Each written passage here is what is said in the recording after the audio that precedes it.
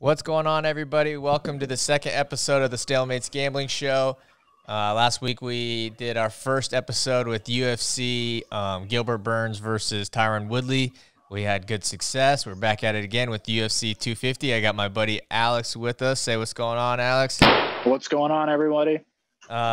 Big card this weekend, UFC 250 at the Apex Center, I believe. Correct? Yes? Yes, correct. Yep. A star-studded lineup. This is one I've been looking forward to for a long time. A lot of my favorite fighters are on this card. We're going to do the same format as we did last time. We'll go over the main event. We'll give out an underdog pick. We'll give out a lock pick, and then some parlays. Let's start off with the first fight on the main card. We have Eddie Weinland versus Sean O'Malley. This is a good matchup for the bantamweights at 135 pounds. Sean O'Malley, he's on the rise. I feel like the UFC is trying to make him the next, superstar. They've given him some, I would say, trash cans maybe. But now we have Eddie Weinland. He's a very seasoned vet. He's got so much experience. He's, 24 wins, 13 losses, 1 draw. He's fought in the WEC. He's been fighting in the UFC for a while now. He's riding off a win. Eddie Weinland's riding off a decision or a knockout. Last year in 2019. So I'd have to probably focus on, Sean O'Malley. Sean O'Malley came off a great win. He came off a knockout. So I don't know. What are your thoughts on Sean O'Malley, Zach? I think so far he's looked good, but I feel like he's kind of being protected in a way. He has looked, we've seen he's been so limited so far. A lot of people are calling this guy a soup can, and I kind of agree. I don't like this matchup, especially with how many fighters have been calling him out recently. I feel like we could have got maybe his first look at the top 15, especially since he's been in the UFC for a few years now. I know he hasn't been fighting because of the whole USADA drama, but I would like to see him get a better opponent, but everything that we've seen from him has shown us nothing but sunshine. So I personally have Sean O'Malley. I'm taking Sean O'Malley as well. I feel like he's gonna, he's probably gonna get it. He's gonna get it done. I think the odds for him right now are minus 600, or was it minus 500 for Sean O'Malley, plus 350 for Eddie Weinland. I don't know. That's a big bet. If you feel confident throwing that on there, maybe go ahead and go with Sean O'Malley. But I would probably bet the over 1.5 rounds if you have that option to do that. But definitely Sean O'Malley. I'm picking that for the first fight. See, I was actually going to go the other way. I was going to say, I guess you could bet the over and then bet a finish. I feel like Sean O'Malley's quite the finisher. I would agree with that as well. What round that I don't really know, but the last fight he finished the guy in the first round. I didn't know anything about that guy. So I don't know. I'll take Sean O'Malley, but I'm also going to pick some sort of finish. I think maybe a late round finish. Eddie Weinland, he's got experience. He's not he's been fighting through the circuit for a while. So I feel like this will be definitely a good test for Sean O'Malley. So, all right, the second fight of the night, we have Neil Magny versus Rocco Martin. Neil Magny just fought not too long ago, correct? Correct. Yeah, he just fought. I think the Adesanya and Yoel Romero card came out. I think he was underdog on that fight against Li Jiang. He ended up, getting the job done, winning the decision. Neil Magny, he has really good ground game. He's tall, lengthy fighter. I feel like, Anthony Martin's pretty decent too. Anthony Martin's riding off a pretty good, I think he's on a 1-fight win streak. He trains down there at American Top Team. So they have definitely, a full powerhouse of fighters there. He's training with great people. I don't know. It'll be an interesting fight. I feel like Neil Magny should probably take it to the ground, and he's had good success, choking people out, taking them down to the ground, choking them out. I'd probably say Neil Magny is probably going to get this one by submission. I would maybe, if you wanted to bet the finish within the distance, I would bet that as well. But I got Neil Magny for this fight. I do as well. For the third fight on the main card, we have number 2, Aljamain Sterling versus number 4, Corey Sandhagen. This is probably the fight that I'm most looking forward to. I'm curious to see who you got on this one. So I'm going to take Aljamain Sterling for this one. I feel like he's a dominant wrestler. He's got the experience. He can knock people out. He came off a couple setbacks, losses. He lost to Marlon Moraes. another top contender in that weight division. Corey Sandhagen, he's tall. I just instantly think, okay, you're 135 pounds, you're fighting 135 pounds, you're almost 6 feet tall. Mm-hmm. You're a target, man. I can just take you down. It's probably not going to be that easy for Aljamain Sterling. Like you said, this is a very exciting fight, a very exciting matchup. Corey Sandhagen, he's got some monstrous, some very good footwork and movements. He's really good at, counter striking. I feel like Aljamain Sterling probably has this one. He's going to be able to maybe, mix it up, reaching, switching in for a takedown, striking, reaching for a takedown, mixing it up, trying to, strike and then take him down and then maybe grind out a decision. But if he can't, he could probably, finish it. He could probably choke him out. He trades with some good guys over there in New York. So I feel like Aljamain Sterling has this one. And all right, for the second to last fight of the night, we have number 5, Raphael Assunção versus number 9 and former champion Cody Garbrandt. What do you have for this? So I've kind of torn between this one. They're both coming off losses. Cody Garbrandt's coming off of 3 knockout losses. Let me emphasize that, 3 knockout losses. Usually, their chin is susceptible to being hit and, being put out. Raphael Assunção, he's coming off of 2 losses as well. But I want to take Raphael Assunção with this. I just feel like he might have the edge, the mental game plan, to maybe take out Cody Garbrandt. He's got experience. He's been fighting the top guys. He's fought in the WEC. But then again, I don't know. I'm kind of torn between this as well. What do you think about it? So I'm a big Cody Garbrandt fan. I do like that he changed camps and went out to New Jersey, where he's fighting with Marlon Moraes, training with Marlon Moraes. I like that about it. Another thing that I like about Cody Garbrandt in this situation is that there's no fans in the stands, and we both know that he's a very emotional fighter. Justin Gaethje's a very emotional fighter, and the no fans in the stands really helped him. I believe it had some sort of factor in his victory over Tony Ferguson, and I think this is a similar scenario. I think that's going to help him stay focused, and he's going to be able to listen to his coaches a lot better.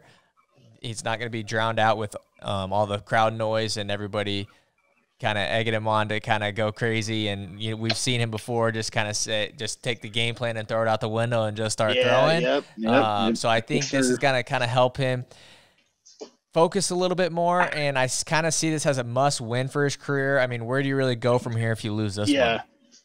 That's a very good point. Yeah, I mean, this is backs against the wall in this one. This will be loss number 4 if he loses to Raphael Assunção.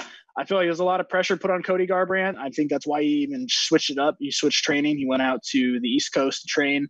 But at the same time, the coaching he went out to the East Coast. He's those guys. He's trained with Raphael Assunção, Mark Henry, Frankie Edgar guys. They fought. Marlon Moraes fought Raphael Assunção. That was one of his losses, one of his recent losses. Mm-hmm. So I feel like, they might have the advantage in that too. Cody's team might have the advantage, knowing how to prepare for Raphael Assunção. But I just think at an underdog plus 125 or 120, I'd probably take, I'm going to take Raphael Assunção to get it done. Maybe decision, maybe submission, but I don't know. We'll see. We'll see what'll happen. Right on. All right, moving on to the final and main event of the evening. We have the champion, the GOAT, Amanda Nunez versus Felicia Spencer. I have a feeling that I know what you're going to do on this one, but go ahead. Yeah, you're going to have to go with Amanda Nunez. She's the GOAT, double champ, knocked out Ronda Rousey, knocked out Holly Holm.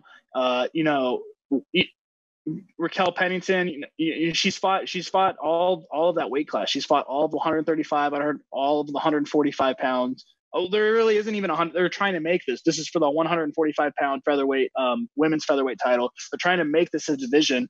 They're trying to get it going. Felicia Spencer, she's not bad either. She's got some good ground game. She has some decent wins. Megan Anderson, she has a win. She went to a decision with Chris Cyborg. Chris Cyborg is still a beast. She's no longer in the UFC. But then again, Amanda Nunez starched her. So a lot can be said. People are like, oh, MMA math doesn't add up. It's true, it doesn't add up, but you really can't count Amanda Nunez out. She is the GOAT. I'm taking Amanda Nunez on this. Maybe second round, third round TKO. And that brings us to the next segment here where we do our lock and our underdog. For the lock, I'm going with Amanda Nunez. You're not going to win much money with this one. The odds aren't really going to do you any favors. But I just don't see a situation in which she loses. And what do you have for the underdog? Or what do you have for the lock? Well, for the lock, I would agree. Yeah, Amanda Nunez, minus 650 right now. Fight's a few more days away. I don't know. You'll probably see it. You might see it shift. You might see some more money come on to Felicia Spencer. But I don't know. Minus 650 for Amanda Nunez. If you really want to bet that, go for it for sure. Definitely Amanda Nunez. Take her for the win. But I wouldn't risk that much money. Maybe if you wanted to bet over 1.5 rounds, if that's possible, if you're able to find a prop bet over 1.5 rounds, over 2.5 rounds maybe, because it is a 5-round fight. I would go with Amanda Nunez as well. And then for your underdog pick. So for the underdog pick, if you go down on the fight card for the preliminary fights, the third fight of the night, we have a 125-pound, the featherweight division. We have Husiar Formiga versus Alex Perez. Number 5 flyweight Formiga versus number 8 Perez.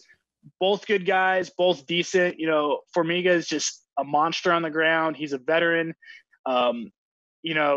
I just feel like he at plus 115, I would bet that. He's got decent ground game. He went to a very impressive decision. He lost to Brandon Moreno, but it's a really good back and forth. I mean, I really urge people to go watch that if you can find it.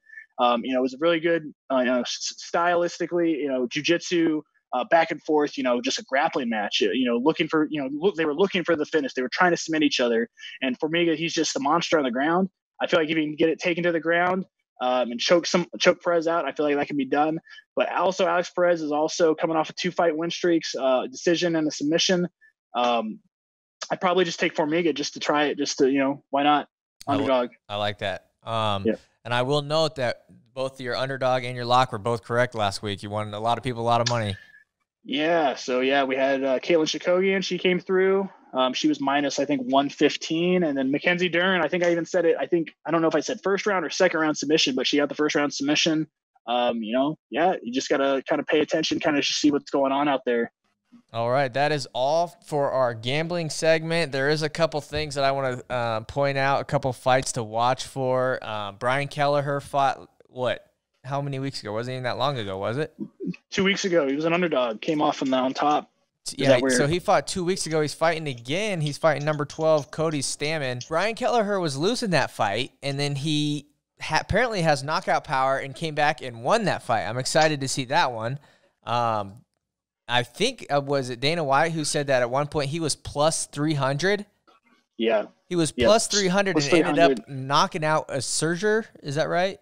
Yeah, he ended up knocking the guy. I think this was like a couple weeks ago. I think it was a Wednesday night card. I could be wrong, but yeah, he was losing. He's a huge underdog. I think he took the fight on short notice. Huge underdog, and he was just weathering the storm. He was just waiting. First round, his opponent. I don't know his name off the top of my head, I think. But he was waiting. He was sitting back, waiting for the guy to keep on throwing all of his punches. And in the second round, he got tired, and Kelleher took advantage of that, took him out. So it's just impressive. Yeah. So if you William Hill, or I don't know, what state you're in or where you place your bets and whatnot, but William Hill allows you to do in-play bets. So kind of look for Brian Kelleher to see if maybe he can get, a knockout late, place an in-play bet in one of the later rounds. Another fight that I'm really looking forward to is the young Chase Hooper from the UFC Contender Series. He's fighting Alex Caceres. I think Chase Hooper has that Sean O'Malley effect, where it's kind of the guy that they're kind of pushing a little bit more. They see who the fans like. They try to give these guys, I don't want to say tune-up fights because I don't really believe in that in UFC, but they try to give these guys fights that will kind of favor them in order to kind of push them up into the UFC spotlight. I'm also going to play some money on Chase Hooper. Yeah, I think Alex Caceres, he's got experience. I agree with you as well. They're definitely trying to feed, they're trying to get this Chase Hooper. They're trying to build him into the starlight, like what they did with Ronda Rousey, Paige Van Zandt, Sage Northcutt, Conor McGregor. They're trying to make money. They're trying, I knew you were going to say Conor, and I don't believe that because you look at it's so true. You look at his early fights were his toughest fights.